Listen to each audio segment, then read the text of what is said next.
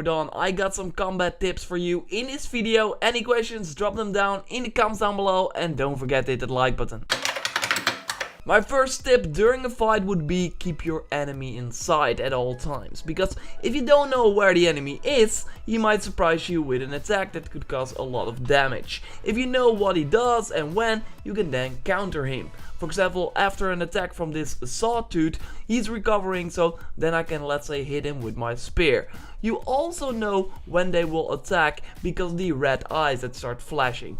All the enemies have something like that, so if you concentrate on those signs, you know when to roll away. You saw me knock back this sawtooth that he got on his back and wasn't able to do anything.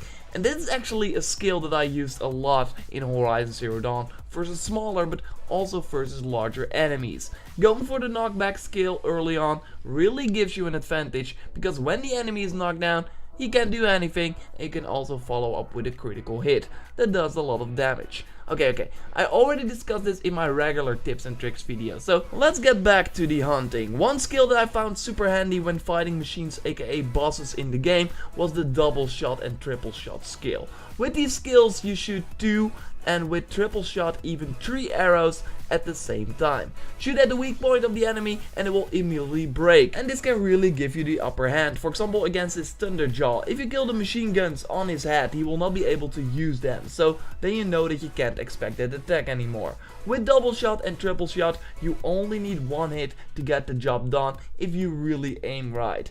And it of course also depends on the ammo you use. Not all components, but some components can be knocked off easily with a Tear Blast arrow, so it's good to shoot that first when you engage a machine. So here, for example, against the Thunderjaw again, shoot a Tear Blast on his back, then his weapon gets knocked off and they can use it against him. But also against other enemies like this Snapmaw, if you use it then components get lost, you get a ton of XP, and yeah, he can't use these components. Like I said, not everything can get knocked off with these Tear Blast arrows, so after that you will have to use the shoot 2 or 3 arrows at the same time tactic. Speaking of arrows, shooting fire arrows at machines that are weak against fire obviously also works, but you probably already knew this.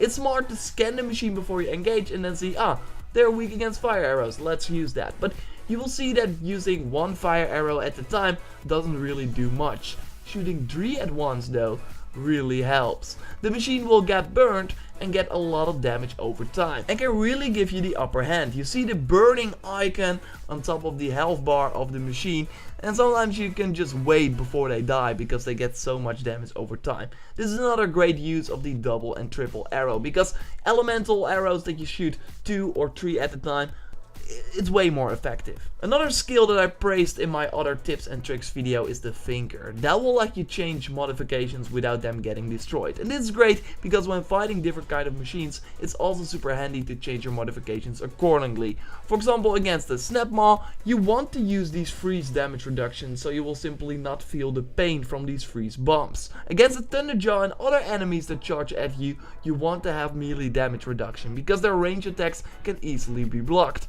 Apart from knowing what kind of arrows you need to use, scanning is also nice to know which modifications you can use. And yeah, that's about it for my Horizon Zero Dawn combat tips. Like I said, I also have a regular tips and tricks video up on the channel, so be sure to check it out. As for the combat, I really only use 2 weapons in the whole game a lot. Okay, I toyed around with the Tripcaster and the Slingshot, but I mostly switch back to my Sharpshoot bow and my Hunter bow because I just like them more and they get the job done just fine.